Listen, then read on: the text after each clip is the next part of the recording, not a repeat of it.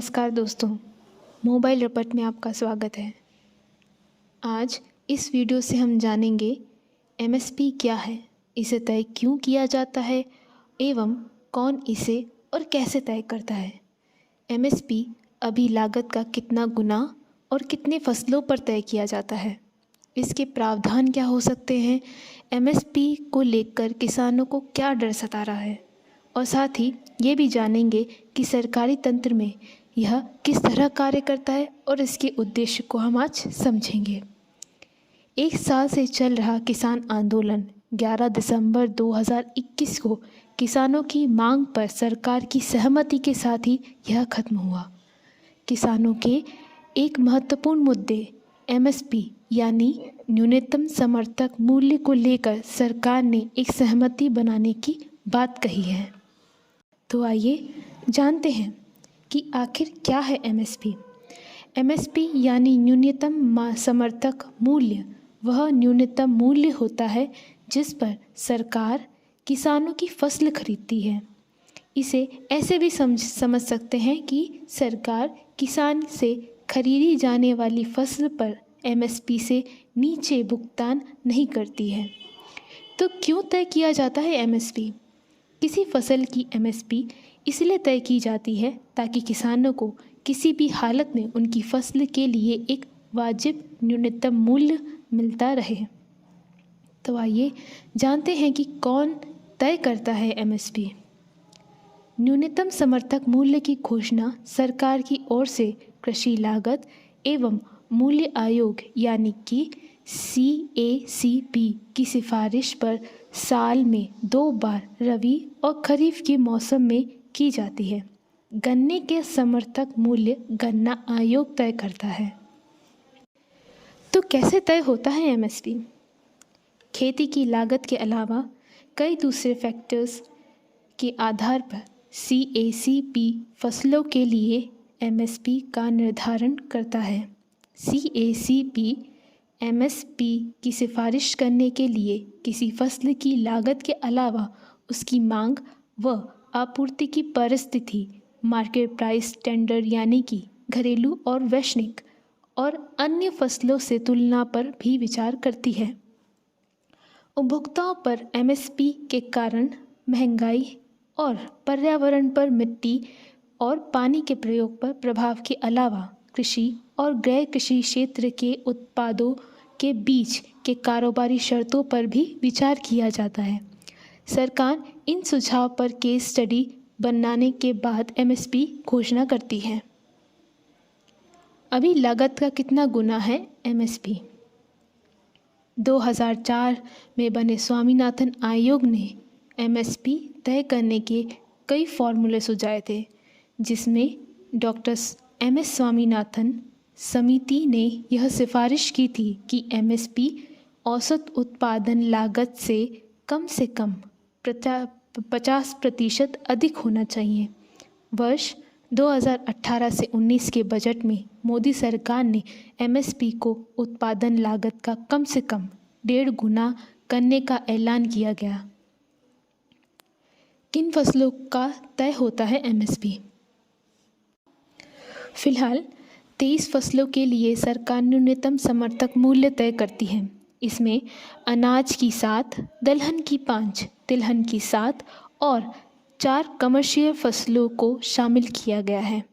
धान, गेहूं, मक्का, जौ, बाजरा, चना, तुअर, मूंग, उड़द, मसूर, सरसों, सोयाबीन, सूरजमुखी, गन्ना, कपास, जूट आदि की फसलों के दाम सरकार तय करती है। देश में कब शुरू हुआ एमएसपी का प्रावधान? वर्ष 1965 में ग्रीन रेवोल्यूशन के समय एमएसपी की घोषणा हुई थी। साल 1966 से 67 में गेहूं की खरीद के समय इसकी शुरुआत हुई थी। आयोग ने 2018 से 2019 में खरीफ के सीज़न के दौरान मूल्य नीति रिपोर्ट में कानून बनाने का सुझाव दिया था। एमएसपी को लेकर किसानों को क्या डर सता रहा? दरअसल 3 कृषि कानूनों में से एक कृषि उपज व्यापार एवं वाणिज्य यानी कि संवर्धन एवं सुविधा विधेयक 2020 का उद्देश्य विभिन्न राज्य विधानसभाओं द्वारा गठित कृषि उपज विपणन समितियों यानी कि APMC द्वारा विनिमय मंडी के बाहर कृषि उपज की बिक्री की अनुमति देना था। किसान इस कानून के ज़रिए APMC मंडियों के बाहर भी अपनी उपज को ऊंचे दामों पर बेच सकते थे, निजी खरीदारों से बेहतर दाम प्राप्त कर सकते थे। इस कानून में कहीं भी MSP का जिक्र नहीं है, लेकिन किसानों को डर था कि इससे MSP खत्म हो जाएगी, क्योंकि सरकार ने इस कानून के ज़रिए APMC मंडियों को एक सीमा में बांध दिया। एग्रीकल्चर प्रोड्यूसर मार्केट कमेटी यानी कि APMC के स्वामित्व वाले अनाज बाज़ार यानी कि मंडियों को उन बिलों में शामिल नहीं किया गया। इसके ज़रिए जुड़े कॉर्पोरेट खरीदारों को खुली छूट दी गई, बिना किसी पंजीयन और बिना किसी कानून के दायरे में आए हुए। इन्हें किसानों की उपज खरीद बेच सकने की आज़ादी दी गई। अब भले ही यह कानून वापस ले लिया गया हो, लेकिन किसान चाहते हैं कि ये एक विधायक के ज़रिए किसान को लिखित में आश्वासन दिया जाए कि MSP और कन्वेंशन फूड ग्रेन खरीद सिस्टम खत्म नहीं होगा। MSP से जुड़ा ये पेज भी है डर की एक वजह। CACP अपने आप में संसद के अधिनियम के माध्यम से स्थापित हुए कई वैधानिक निकाय नहीं है। यह MSP की सिफारिश कर सकता है, लेकिन फिक्सिंग नहीं भी, और प्रवर्तन पर फैसला आखिरकार सरकार के पास है। सरकार फसलों के लिए MSP की घोषणा करती है, लेकिन इसके क्रियान्वयन को अनिवार्य बनाने वाला कोई कानून नहीं है। सरकार चाहे तो MSP पर खरीद कर सकती है, कोई कानूनी मजबूरी नहीं है।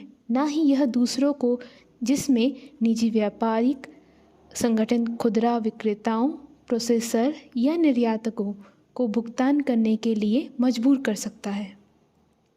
अब जानेंगे कि सरकार क्यों खरीदती है फसलें। राशन सिस्टम के तहत ज़रूरतमंदों लोगों को सस्ती दरों पर अनाज मुहैया कराने के लिए सरकार किसानों से फसलें खरीदती है। इसके अलावा सरकार अनाज व दाल का बफर स्टॉक भी बनाती है, ताकि बाज़ार में कीमतें बेहद ज़्यादा बढ़ने या अकाल बाढ़ जैसी आपदा की स्थिति में सरकार अपने स्टॉक में से अनाज खुले बाज़ारों में ला सके। क्या सब्जियों का भी है MSP? सब्जियों का न्यूनतम समर्थक मूल्य यानी कि MSP तय करने वाला केरल पहला राज्य बन गया है। सब्जी का यह न्यूनतम और आधार मूल्य यानी कि बेस प्राइस उत्पादक लागत यानी कि प्रोडक्शन कॉस्ट से 20% अधिक है। MSP के दायरे में फ़िलहाल 16 तरह की सब्जियों को लाया गया है। हरियाणा भी केरल के तर्ज पर सब्जियों को भी न्यूनतम समर्थक मूल्य के दायरे में लाने की पहल कर रहा है। PM मोदी ने एक समिति बनाने की घोषणा की है, तो आइए जानते हैं कि क्या है वह घोषणा। PM मोदी ने कहा है कि शून्य बजट आधारित कृषि को बढ़ावा देने, देश की बदलती ज़रूरतों के अनुसार खेती के तौर तरीकों को बदलने और न्यूनतम समर्थक मूल्य यानी कि MSP को अधिक प्रभावी व पारदर्शी बनाने के लिए एक समिति गठित की जाएगी। इस समिति में केंद्र सरकार, राज्य सरकारों, किसानों के प्रतिनिधियों के साथ साथ कृषि वैज्ञानिक और कृषि अर्थशास्त्री भी शामिल होंगे। इस वीडियो को पूरा देखने के लिए शुक्रिया। इसी तरह आगे भी हमारे साथ जुड़े रहें ताकि और जानकारी आपको मिलती रहे। इसके लिए हमारे चैनल को सब्सक्राइब करें, लाइक करें, शेयर करें और कमेंट करें। धन्यवाद।